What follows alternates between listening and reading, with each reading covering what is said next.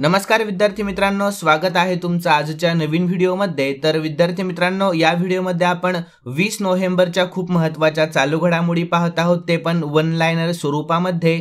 तर पहिला महत्त्वाचा प्रश्न पाहून घेऊया। तर 16व्या गव्हर्नर्स अवॉर्ड्समध्ये मानद ऑस्कर पुरस्काराने कोणाला सन्मानित करण्यात आले आहे? तर टॉम क्रूज व डेबी ॲलन यांना। यानंतर पुढील प्रश्न महत्त्वाचा आहे। तर बिहारचे 10व्यांदा मुख्यमंत्री म्हणून शपथ कोण घेणार आहे? तर नितीश कुमार घेणार आहेत।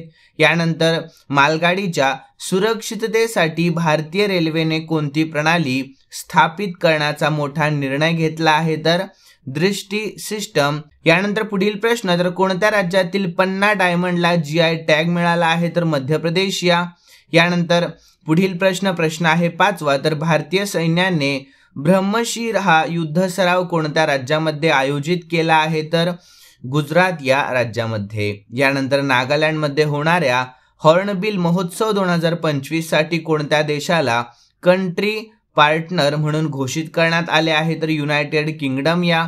तर विद्यार्थी मित्रांनो, अशाच व्हिडिओ पाहण्यासाठी आपले चॅनल लवकरात लवकर सबस्क्राईब करून घ्या। तर चला पुढील प्रश्न पाहूयात। तर 2025 मध्ये आपल्या भारताची पहिली अणुचाचणी ऑपरेशन स्माइलिंग बुद्धाला किती वर्ष पूर्ण झालेले आहे? तर 51 वर्ष। यानंतर 2026चा FIH हॉकी विश्वचषक कोणत्या देशामध्ये आयोजित केला जाईल? तर बेल्जियम व नेदरलँड। यानंतर पुढील प्रश्न, तर अलीकडेच कोणत्या राज्यातील अंबाजी संगमरवराला GI टॅग देण्यात आला आहे? तर गुजरात या। यानंतर शेवटचा 10वा प्रश्न, तर कॅम्ब्रिज डिक्शनरीने 2025 साठी वर्ल्ड ऑफ द इयर म्हणून कोणता शब्द जाहीर केला आहे? तर पॅरासोशियल असा शब्द। तर यानंतर विद्यार्थी मित्रांनो, खालील प्रश्न मी स्पेशली तुमच्यासाठी ठेवलेला आहे आणि हा प्रश्न आपण कालच्या चालू घडामोडीमध्ये पाहिला होता। तर प्रश्न पाहून घेऊयात।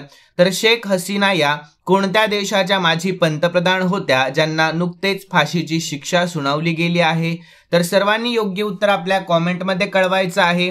तर विद्यार्थ्यांनो, तुम्हाला जर आजचा आपला हा व्हिडिओ आवडलेला असेल, नक्कीच सर्वांनी या व्हिडिओला लाईक करा, शेअर करा आणि सबस्क्राईब करायला अजिबात विसरू नका। तर चला भेटूयात नवीन व्हिडिओमध्ये। धन्यवाद।